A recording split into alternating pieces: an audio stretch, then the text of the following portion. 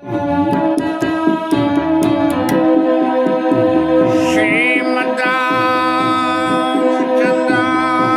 नमः। श्रीरामभद्राय नमः। श्री सीताराम।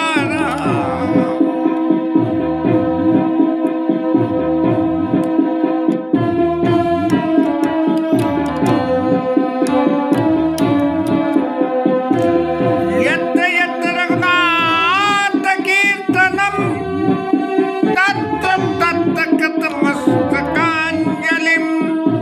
बाष्पवारि परिपूर्णलोचनं मारुतिं नमामि। स्वर्ग सुख दरियतु लायक सकल मिली जो सुख लब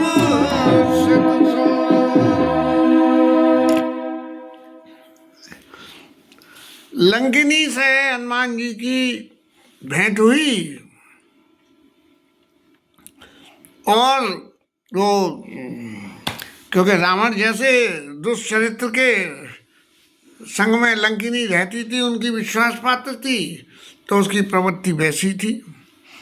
लेकिन हनुमान जी जैसे संत से मुलाकात हुई और रावण के प्रभाव का इस्तेमाल उन्होंने किया तो एक संत का मुक्का पड़ गया।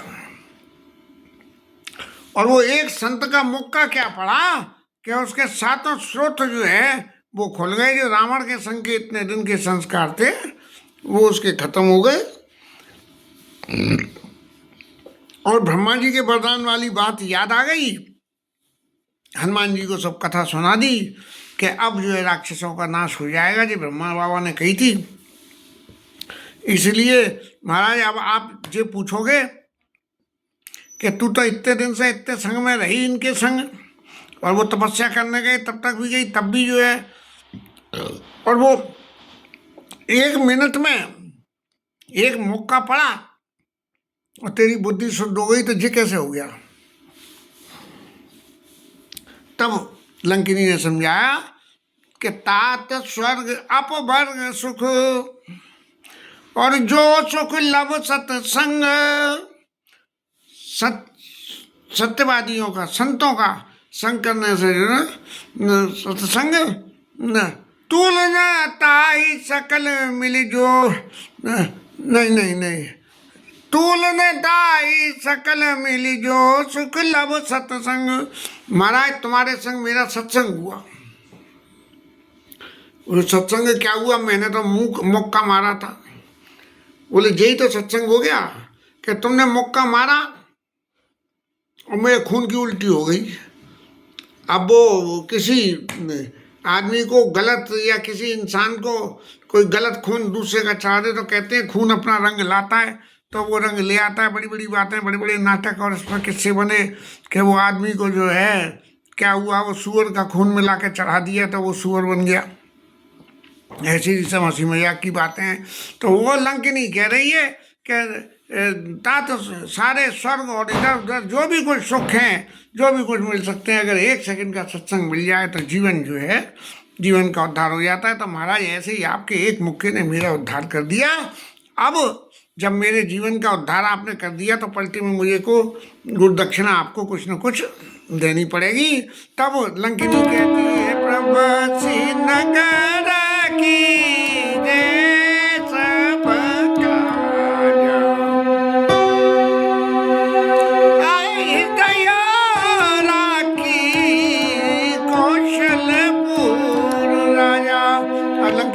तो मालूम नहीं है कि हनुमान जी महाराज वहां से चले हैं समुद्र के किनारे से, तभी राम जी को अपने संग लेके चले हैं। वो यहाँ फिर दोबारा याद दिला रही है कि आप नगर में जाओ और जो भी कुछ करना है आपको कर लो, क्योंकि आपने ये तो देख लिया कि मेरे पास कुछ ना कुछ सिद्धि है, और उस सिद्धि के ही बूते में अब आपको ये दक्षिणा आशीर्वाद कर रही हूँ। प्रवस नगर की ये सब कहा, लेकिन एक शर्त है, हृदय राखी कौशलपुर राजा। हर वक्त रावण का ध्यान मत करना, राम जी का ध्यान करना, क्योंकि राम की चाहे सोई होई करे अन्यथा नहीं कोई। राम जी सब तुम्हारे अंदर की प्रेरणा को करते रहेंगे और तुम्हारा सब काम हो जाएगा।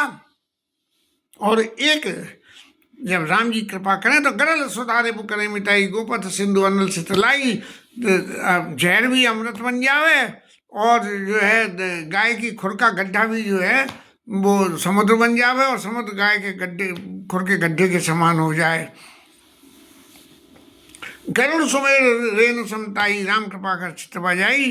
राम जी ने जिसके ऊपर कृपा कर दी वो तो बस सब तरह से ही पार हो गया। गरुड़ सुमेर रेणु समताई, गरुड़ जो है सुमेर पर्वत जो है वो गरुड़ के साथ रेणु नहीं कुछ भूल रहे हैं। गरुड़ सुमेरु रेणु समताई, सुमेरु पर्वत तो रेत के समान हो गया, बहुत बड़ा पर्वत कहिए, हमने तो कभी देखा सुना नहीं। और राम कृपा कर चित्त बजाई, राम जी ने जिसके ऊपर कृपा कर दी उसका तो सबरा काम पर बन गया। तब हनुमान जी महाराज को तो सब समझ में पहले ही था, लेकिन अब कंफर्म हो गया कि अब एक राक्षस ने भी जब बुद्धि पलटने पे ये बात कही है तो ये बात सत्य है। तो हनुमान जी महाराज ने दोबारा फिर छोटा सा मच्छर का रूप धर के और गए लंका में, जगह जगह घूमे। मच्छरों को तो कोई रोक नहीं सकता, कहीं से भी घुस जाते हैं, सब जगह जाके दर्शन करे, लेकिन कहीं जो है नहीं दिखी सीता मैया। और एक भवन में रावण महाराज सोते हुए मिल गए और वो इतनी जोर जोर से हल्ला कर रहे थे जैसे कि 6 सिलेंडर का जनरेटर चल ले आओ। तो मच्छर की भुनभुन का क्या पता लगे। तब जो है हनुमान जी महाराज ने जो है आगे बढ़ते बढ़ते एक उस जो लंकिनी ने आशीर्वाद करा था कि राम जी यदि कृपा कर दें तो उन्हें क्या दिखा, भवन एक गुण दीख सुहावा, हर मंदिर था भिन्न बनावा। अब एक भवन दिखा और वो दिख तो मंदिर गया था, लेकिन वो भिन्न तरीके का मंदिर था। मंदिरों में क्या होता है कि मंदिरों में भगवान की मूर्तियां होती हैं और मूर्तियों की पूजा होती है, लेकिन उस मंदिर में मूर्ति ही नहीं थी। रामायुध अंकित ग्रह, क्योंकि राक्षसों में लड़ाई मारकाट की प्रवृत्ति थी, तो भगवान राम के जो सारंग धनुष बाण थे उनकी पूजा होती थी, जिससे कि रावण महाराज ये नहीं समझे कि ये राम की पूजा कर रहा है, विष्णु की राम की पूजा कर रहा है, ये ना समझे, उनके आयुधों की पूजा कर रहा है। बोले आयुध तो राक्षसों का जो है सबसे बड़े देवता हैं। तो ऐसे रामायुध अंकित ग्रह, रामा पूरे राम जी के आयुध समूह का दर्शन वहाँ हो रहा था। और शोभा बरनी न जाई और नव तुलसी का वृंदता देखी हर्ष कपिराई, तुलसी महारानी लगी हुई थी। अब तुलसी तो जो है हिरण्याक्ष की उसकी कौन की थी ना, पत्नी थी तुलसी, इसलिए तुलसी से रावण को बैर नहीं था। तो इसलिए वहाँ नव तुलसी का वृंदता देखी हर्ष कपिराई। और हनुमान जी महाराज बड़े मन में प्रसन्न हुए कि देखो तुलसी मैया के दर्शन हुए और भगवान राम के आयुधों के दर्शन हुए, अब तो मंगल ही मंगल होगा। अब मन में फिर सोचने लगे कि भैया ये कैसे हो कि ये यहाँ राम जी के औजार हथियार तो सब रखे हैं, यहाँ राक्षस ही राक्षस हैं, यहाँ इसमें यहाँ कोई ये संत वैष्णव ऐसा कौन आ गया कि जो भगवान की पूजा कर रहा है, भगवान की नहीं भगवान के अस्त्रों की पूजा कर रहा है। और उसी वक्त जो है विभीषण महाराज जाग गए और जागते ही उन्होंने जय सिया राम, जय जय सिया राम, जय सिया राम, जय जय सिया राम, सीताराम जय सीताराम करने लगे। अब जब सो के उठे रावण महाराज तो अपने जो है 6 सिलेंडर का डीजल इंजन चला रहे थे, तो उन्हें क्या पता लगे। तो विभीषण महाराज अपने उठे होंगे किसी शंका वंका के लिए, तो उन्होंने भगवान राम का सुमिरन किया। हनुमान जी महाराज ने सुन ली कि ये तो राम जी का नाम जप रहे हैं, तब उन्होंने कहा अब मैं जाके इससे जान पहचान करूँगा, क्योंकि ये भगवान का नाम जो उठते ही ले उसके जीवन में कुछ न कुछ ऐसा होता है कि वो किसी दूसरे का नुकसान नहीं कर पाता है। और फिर उनके पास जाने के लिए अब मच्छर बन के वहाँ चले जाएँ, भुन उनके विभीषण के कान में कह के राम राम राम राम, विभीषण जी महाराज राम राम, अरे राम राम राम राम, तो क्या विभीषण को सुना ही पड़ेगा। इसलिए तुरंत ही मच्छर का रूप परित्याग करके ब्राह्मण का स्वरूप धर के और वो जो है विभीषण महाराज के पास चल के आ गए। जीवन में यदि किसी को ठगना भी हो तो और दूसरे स्वरूपों से ठगा नहीं जा सकता हो, लेकिन ब्राह्मण स्वरूप धर के जो है हमेशा ठगा जाता है। जब कभी भी ठगाई का काम शास्त्रों में हुआ है तो हर किसी ने बलि भगवान ने ब्राह्मण का स्वरूप रखा, रावण महाराज सीता जी हरण को गए तो ब्राह्मण का स्वरूप रखा, हनुमान जी महाराज गए राम जी के पास तो ब्राह्मण का स्वरूप रखा। तो सब लोग जो है वो ब्राह्मण का स्वरूप रखे। महाभारत में भी वो कौन कौन कर्ण से मांगने गए तो ब्राह्मण का स्वरूप रखा। तो ये जो ब्राह्मण का स्वरूप ऐसा है कि इस ब्राह्मण के स्वरूप से सारी सिद्धियां जल्दी से सुलभ हो जाती हैं। गए, जाके उन्हें प्रणाम करा और उनसे पूछा कि महाराज आप कौन हो। अब विभीषण महाराज ने जब देखा कि ब्राह्मण आए हैं तो वही ब्राह्मण का मान होना चाहिए, तो उनसे पूछा कि महाराज तुम लंका में यहाँ कहाँ से आ गए। लंका निश्चय निकर निवासा, यहाँ कहाँ सज्जन कर वासा। सज्जन तो आदमी यहाँ हो ही नहीं सकता, तब आप यहाँ कैसे आए। तब उन्होंने अपने मन में अनुमान करके ये कहा कि तुम हरिदासन में कोई, अरे मुझे तो ऐसा लगता है आपके जरूर भगवान के दास हो आप। क्यों कि आपको देख के मेरे चित्त में बड़ा प्रेम हो रहा है। मोरे हृदय प्रीत अति सोई, मेरे हृदय में बड़ी प्रीति हो रही है आपके प्रति, इसलिए आप कोई भगवान के दास हो। और यदि भगवान के दास नहीं हो तो क्या स्वयं भगवान तो नहीं हो। कि तुम राम दीन अनुरागी आ रही करुण मोर बड़भागी। क्या तुम जो है अपनी दीनों पर दया करने वाले जो है भगवानों जो मेरे ऊपर दया करने के लिए आए हो। रावण, कुंभकर्ण और विभीषण तीनों ने जाके तपस्या करी, अपने अपने वरदान मांगे और गए विभीषण पास पुन कहे से पुत्र वर मांग, और तेई मांगे वो भगवंत पद कमल अमल अनुराग।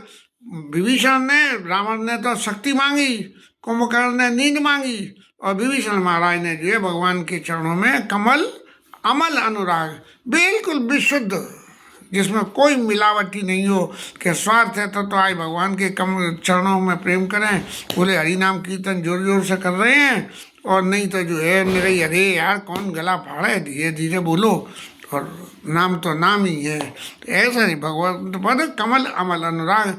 ऐसे ही यहाँ वही जो मांगा वरदान था वो वरदान फल गया। तब हनुमान जी महाराज ने ये देखा कि अब तो सब तरह से बात खुल के सामने आ रही है कि ये सज्जनी पुरुष हैं। तब हनुमान जी महाराज ने अपनी सारी कथा बता दी, मैं कि राम जी का दूत हूँ और सीता मैया के खोज के लिए यहाँ मैं आया हूँ। अब विभीषण महाराज सोचा कि भाई अब ये भगवान के दूत आए हैं तो इनका कोई मान सम्मान करूं, लेकिन मैं करूं कैसे। अगर मैंने मान सम्मान करा और बात खुल गई तो मेरे लिए भी और ये दूत के लिए भी हो जाएगी। तब जो है अपनी मजबूरी को दिखाते हुए विभीषण महाराज ने कहा, सुनो पवन सुत रहना हमारी जीव दस नमो जीव विचारी। जैसे दांतों के बीच में जीव रहने की तरह उधर अपनी रास्ता से चली जाए तो दांत हल काट देते हैं। हाँ, लेकिन एक बात तो जरूर है कि महाराज आप तो भगवान के दास हो, तो मुझे एक बात भगवान दास जी बता दीजिए कि तात कबहूँ वही जाने अनाथा करिए कृपा भानुकुल नाथा। भले ही रावण मेरा बड़ा भाई है, लेकिन मुझे कभी अनाथ जान के राम जी मेरे ऊपर कभी कृपा करेंगे। लेकिन मुझे ये पक्का हनुमान जी महाराज भरोसा है, मुझ बा भरोसा बनता और बिनु हरि कृपा मिले नहीं संता। भगवान जो है जब तक आप भगवान कृपा नहीं करते हैं तब तक संतों का मिलन नहीं होता है। इसलिए आपसे मेरी मुलाकात हुई है। क्यों कि राम जी जब ये चाहते हैं जो रघुवीर अनुग्रह कीना तो तुम वही दस हट दीना। अब तुम तो लंका में सीता जी को खोजने आए थे तो सीता जी नहीं दिखी तो चले जाते, लेकिन तुम नहीं गए। लेकिन राम जी ने कृपा करी इसलिए तुम्हारी मति फेरी और तुम यहाँ मेरे पास में आए। तब हनुमान जी महाराज ने जो है बड़े प्रेम से राम जी के स्वभाव की चर्चा करते हुए कहा कि सुनो विभीषण प्रभु के रीति करें सदा सेवक पर प्रीति। भगवान की सेवा करते चले जाओ, जो सेवा करेगा उसके ऊपर प्रीति करेंगे। और जरा मन में विचार कर कहो कवन में परम कुलीना।